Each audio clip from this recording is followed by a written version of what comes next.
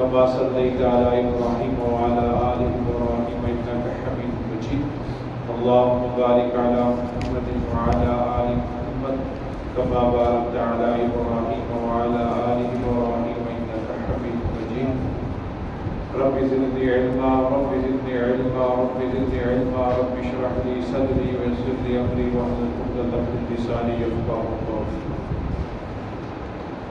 سورہ آل عمران ارشاد باری تعالیٰ ہے الف لام میم حروف مقطعات اللہ لا الہ الا هو الحی القیوم اللہ اس کے سوا کوئی معبود نہیں، زندہ ہے، نظام کائنات کو سنبھالنے والا ہے. نزل علیک الکتاب بالحق اس نے تجھ پر یہ سچی کتاب نازل فرمائی مصدقا لما بین یدیہ جو پہلی کتابوں کی تصدیق کرتی ہے. وانزل التوراۃ والانجیل اور اسی نے اس کتاب سے پہلے تورات اور انجیل نازل فرمائی. من قبل هدی للناس وہ کتابیں لوگوں کے لیے رہنما ہیں. وانزل الفرقان اور اسی نے فیصلہ کن چیزیں نازل فرمائی. ان الذین کفروا بآیات اللہ بے شک جو لوگ اللہ کی آیتوں سے منکر ہوئے لہم عذاب شدید ان کے لیے سخت عذاب ہے. واللہ عزیز انتقام اور اللہ زبردست بدلہ دینے والا ہے.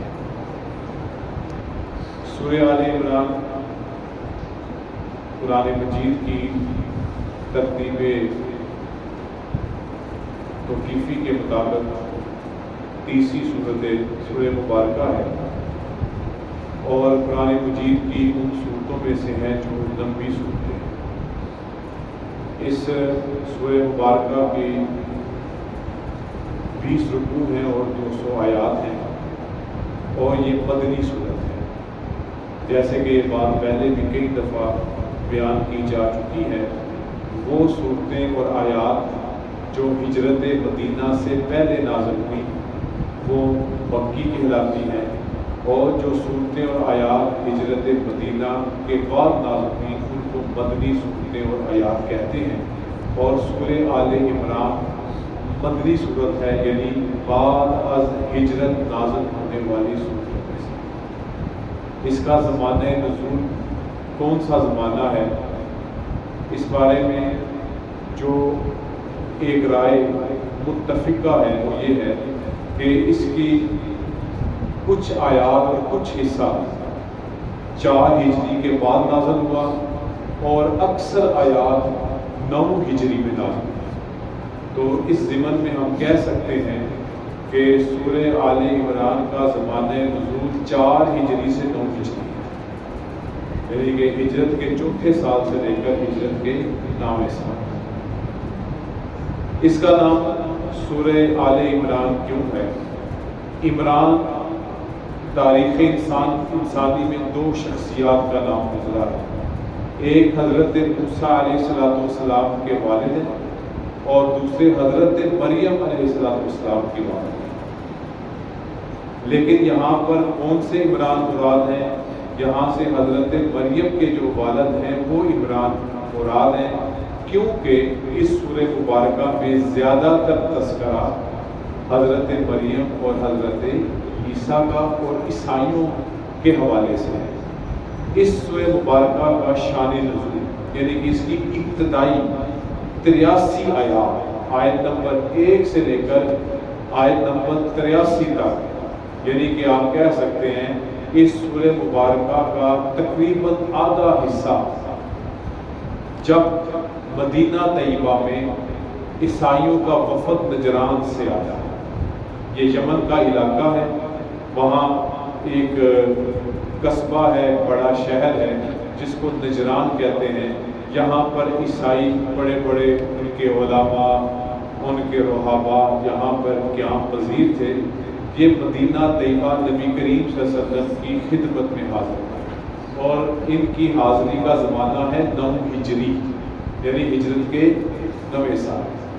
ان کی نبی علیہ السلام کی خدمت میں حاضری کی 2 وجوہات، ایک سیاسی وجہ ہے اور ایک مذہبی وجہ ہے. سیاسی وجہ کیا ہے؟ جس وقت 8 ہجری میں مکہ فتح ہوا ہے، تو جب مکہ فتح ہوا تو بہت سا عرب علاقہ نبی کریم صلی اللہ علیہ وسلم کے زیر اثر ہوا، وہ علاقہ بھی مسلمانوں کے کنٹرول میں ہوا اور اس میں یمن کا بھی کچھ حصہ شامل تھا۔ لہذا نجران کے عیسائیوں نے اس بات میں عافیت سمجھی کہ ہم مدینہ طیبہ جا کر خود ہی سرنڈر کر دیں، خود ہی کوئی معاہدہ کر لیں اور مسلمانوں کے ساتھ کوئی شرائط رکھ کے اپنے آپ کو جو ہے امان حاصل کر لیں۔ اس کی سیاسی وجوہات میں سے دوسری وجہ یہ تھی کہ نبی کریم صلی اللہ علیہ وسلم نے مدینہ طیبہ سے یہود کے قبائل کو مدینہ بدر کیا تھا۔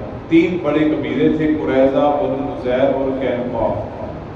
اپنی سازشوں میں، اپنی شرارتوں میں، اپنی وعدہ خلافی میں، اور سب سے بڑھ کر جو میثاق مدینہ طے ہوا تھا اس کی خلاف ورزی کی ان لوگوں نے، تو نبی علیہ السلام نے پہلے 2 قبائل کو نکال دیا، تیسرا قبیلے کے بارے میں نبی علیہ السلام نے ان سے ہی، کیونکہ انہوں نے بد عہدی کی تھی، وعدے کو توڑا تھا، مسلمانوں کے خلاف سازشیں رچاتے تھے، لہذا انہوں نے نبی علیہ السلام نے ان سے کہا تم اپنا فیصلہ خود ہی کسی سے کروا لو۔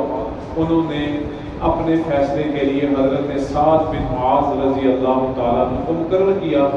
انہوں نے فیصلہ یہ کیا کہ جناب ان کے مردوں کو قتل کیا جائے، ان کے والوں۔ انہوں نے اپنے فیصلے کے لیے حضرت سعد بن معاذ رضی اللہ تعالیٰ عنہ کو مقرر کیا۔ انہوں نے فیصلہ یہ کیا کہ جناب ان کے مردوں کو قتل کیا جائے، ان کے مردوں کو قتل کیا جائے گا بنو قریظہ کے، اور ان کی عورتوں اور ان کے بچوں کو مسلمان اپنا غلام بنائیں گے، کیونکہ وہ اپنا حکم، اپنا فیصلہ کرنے والا حضرت سعد بن معاذ کو مقرر کر چکے تھے، اور یہ سزا تھی ان کی بدعہدی کی، یہ سزا تھی ان کی سازشوں کی، یہ ان کی سزا تھی اسلام دشمنی کی، جس کی بنیاد پر ان کے مردوں کو 400 سے لے کر 600 کے قریب ان کے مرد قتل کیے گئے یہودیوں کے، اور ان کے بچوں کو اور ان کی عورتوں کو غلام اور لونڈی بنایا گیا۔ یہ بھی تاریخ اسلامی کا ایک واقعہ ہے، اور اس کو عموماً ہم مسلمان شرمندگی کی وجہ سے کیوں نہیں بیان کرتے۔ انہوں نے بدعہدی کی تھی، اس کی سزا یہی ہے کہ نبی علیہ السلام کی سیرت مبارکہ کا واقعہ ہے کہ اگر آپ رحمت للعالمین ہیں تو نبی علیہ السلام کسی وعدہ شکن کو عہد وعدہ خلافی کرنے والے کے لیے بھی، اور یہ سزا جب حضرت سعد بن معاذ نے یہ سزا تجویز فرمائی تو نبی علیہ السلام نے فرمایا تھا اے سعد تو نے وہی فیصلہ کیا جیسا فیصلہ اللہ کرنا چاہ رہا ہے، تو لہذا یہ فیصلہ ان کا بالکل درست تھا۔ اب اس فیصلے کی بنیاد پر نجران کے عیسائی، یمن کے جو یہ عیسائی ہیں، ان کو بھی ڈر پیدا ہوا کہیں ہمارے ساتھ بھی اس طرح کا معاملہ نہ ہو جائے، کیونکہ اب مسلمان قوت پکڑ رہے ہیں، طاقت پکڑ رہے ہیں، تو ہم مدینہ طیبہ حاضر ہو کر اپنے لیے کوئی معاہدہ، کوئی امان، کوئی صلح کا راستہ نکال لیں۔ یہ ہے سیاسی وجہ۔ مذہبی وجہ کیا تھی؟ جب یہ مدینہ طیبہ آئے ہیں ان کی تعداد 60 کے قریب، 60 ان کے لوگ نبی علیہ السلام کی خدمت میں حاضر ہوئے۔ ان 60 میں سے 14 لوگ ایسے تھے جو بڑا مقام رکھتے، جو معمولی لوگ، 60 سارے تھے، 14 ان میں سے قابل ذکر، قابل قدر، اپنا مقام اور مرتبہ رکھنے والے لوگ تھے، اور ان میں سے 14 میں سے بھی 3 ایسے تھے جن کا اپنا ایک الگ مقام تھا، اور یہ مقام اس وقت کی رومن امپائر نے ان کو دیا ہوا تھا۔ رومن امپائر اس وقت کی دنیا کی سپر پاور آپ کہہ سکتے ہیں، اور وہ ایک عیسائی سلطنت تھی، اور انہوں نے ان 3 لوگوں کو خاص ایک مقام، ایک مرتبہ دیا ہوا تھا، جن میں ایک کا نام عبد المسیح تھا۔ یہ شخص امارت، قیادت اور سیادت کا ماہر تھا۔ دوسرا شخص ایہم السید تھا۔ یہ شخص اپنی دلائی، تدبر اور عقل مندی میں بے مثال تھا، اور تیسرا شخص ابو حارثہ بن علقمہ تھا۔ یہ شخص اپنی مذہب کی پختگی اور مذہبی تعلیمات میں بڑی مہارت رکھتا تھا، اور ان تینوں لوگوں کو اس وقت کی رومی سلطنت نے بڑی جگیریں بھی عطا کی ہوئی تھی، بڑا مقام اور مرتبہ بھی عنایت کیا ہوا تھا، اور ساتھ ہی ان کے لیے ایک بہت بڑا وہاں پر گرجا بھی تعمیر کیا ہوا تھا۔ تو یہ ابتدائی 83 آیات اسی تناظر میں نازل ہوئی جب نجران کا وفد، یہ وہی نجران کا وفد ہے جب وہ مباہلہ ہوا ہے، جب نبی علیہ السلام اپنے اہل بیت کو لے کے آئے ہیں، آگے جا کر اس کا بھی تذکرہ آئے گا۔ تو یہ لوگ دو وجوہات پہ نبی علیہ السلام کے پاس حاضر ہوئے، ایک وجہ سیاسی تھی اور ایک وجہ مذہبی تھی۔ یہ جب یہاں پر آئے تو انہوں نے اپنے دین کی تبلیغ کی، صرف تبلیغ نہیں کی بلکہ اپنے عقائد کے حوالے سے نبی علیہ السلام سے بحث و مباحثہ بھی کیا۔ تو اس حوالے سے ابتدائی آیات آج آپ دیکھیں گے جس میں اللہ تعالیٰ اس سورۃ مبارکہ کی ابتدائی 83 آیات میں عیسائیوں کا رد ہے، ان کے عقائد باطلہ کا رد ہے، اور ساتھ میں ضمناً اللہ تعالیٰ نے اور بھی چیزوں کا تذکرہ کیا ہے۔ تو یہاں پر اللہ تعالیٰ سب سے پہلے حروف مقطعات آ رہے ہیں جس کے بارے میں آپ بخوبی جانتے ہیں۔ پہلی ان کی تعریف یہ ہے، یہ وہ حروف ہیں جن کو ہم جوڑ کے نہیں پڑھتے، ہم ان کو ٹوٹے ٹوٹے کر کے پڑھتے ہیں، ٹکڑے ٹکڑے کر کے پڑھتے ہیں۔ جیسے الف لام میم ہے، اس کو ہم علم نہیں پڑھتے، الف لام را آ جائے اس کو الر نہیں پڑھتے، حامیم آ جائے اس کو ہم نہیں پڑھتے، یاسین آ جائے اس کو یس نہیں پڑھتے، اس کو ہم کیسے پڑھتے ہیں؟ الگ الگ۔ دوسرا اس کا معاملہ یہ ہے، اس کا معنی کیا ہے، اس کی سے مراد کیا ہے؟ تو اس حوالے سے بہت سی باتیں کی گئی، لیکن مناسب بات یہی ہے، یہ اللہ اور اللہ کے رسول کے درمیان راز ہے، اللہ جانے اور اللہ کے رسول جانے۔ تیسری بات، قرآن مجید کی بہت سی باتوں پر کفار مکہ نے اعتراضات کی ہیں، لیکن انہوں نے کہیں پر بھی یہ بات ثابت شدہ نہیں ملتی کہ حروف مقطعات میں کوئی اعتراض کیا۔ تو مفسرین نے اس کی دو باتیں کہی ہیں۔ پہلی بات، وہ ان حروف، کیونکہ وہ عربی دان تھے، عربی کو سمجھتے تھے، وہ ان حروف سے اس قدر مرغوب اور مغلوب ہو گئے اس پر اعتراض نہ اٹھا سکے۔ اور نمبر دو، ان کے ہاں اس طرح کے الفاظ کا استعمال ہوتا ہوگا، لہذا انہوں نے کوئی اس پہ اعتراض نہیں کیا۔ الف لام میم حروف مقطعات۔ اب آگے اللہ فرماتے ہیں، اللہ لا الہ الا هو الحی القیوم، اللہ وہ ہے جس کے سوا کوئی معبود نہیں، وہ اللہ زندہ بھی ہے اور نظام کائنات کو سنبھالنے والا بھی ہے۔ یہ عیسائیوں کے حضرت عیسیٰ علیہ السلام کی الوہیت کا جواب ہے، جس میں انہوں نے کہا تھا کہ حضرت عیسیٰ علیہ السلام کے پاس مقام الہیت بھی ہے اور اللہ کے بیٹے بھی ہیں۔ تو اللہ نے فرمایا حضرت عیسیٰ علیہ السلام نہ ہمیشہ زندہ رہنے والے ہیں اور نہ اس نظام کائنات کو سنبھالنے والے ہیں۔ اگر کوئی ذات ہمیشہ زندہ رہنے والی ہے تو وہ فقط اللہ کی ذات، فقط اللہ کی ہی ذات مبارکہ ہے۔ نزل علیک الکتاب بالحق، آگے اللہ تعالیٰ اپنا تعارف اس طرح سے فرما رہے ہیں کہ وہ ذات ایسی ہے جس نے آپ پر حق کتاب نازل کی، سچی کتاب نازل فرمائی، اور یقیناً اس سے مراد قرآن مجید ہے جو اللہ کی آخری وحی اور اللہ کا آخری پیغام ہے۔ مصدقا لما بین یدیہ، یہ کتاب ایسی ہے جو پہلی کتابوں کی تصدیق کرتی ہے۔ کون سی پہلی کتابیں؟ جو اللہ نے انجیل، تورات، زبور اور دیگر صحائف آسمانی کی صورت میں نازل فرمائی، ان کی تصدیق کرنے والی ہے کہ واقعی وہ کتابیں بھی اللہ ہی کی طرف سے نازل ہونے والی کتابوں میں سے تھی۔ وَأَنزَلَ التَّوْرَاةَ وَالْإِنجِيلَ، اسی طرح اللہ تعالیٰ نے تورات بھی نازل کی اور انجیل بھی۔ تورات حضرت موسیٰ علیہ السلام پہ نازل ہونے والی کتاب ہے، جیسے کہ یہ بات مشہور ہے اور سب اس بات کی کوئی باقی سند بھی بڑی پختہ ہے کہ جب اللہ تعالیٰ نے بنی اسرائیل کو فرعونیوں سے نجات دی تو انہوں نے تقاضا کیا اب ہمارے لیے کوئی قانون، کوئی ضابطہ ہونا چاہیے تو اللہ تعالیٰ نے موسیٰ علیہ السلام کو کوہ طور پر یہ تورات عطا فرمائی تھی، جب وہاں پر 40 دنوں کے لیے بلایا تھا۔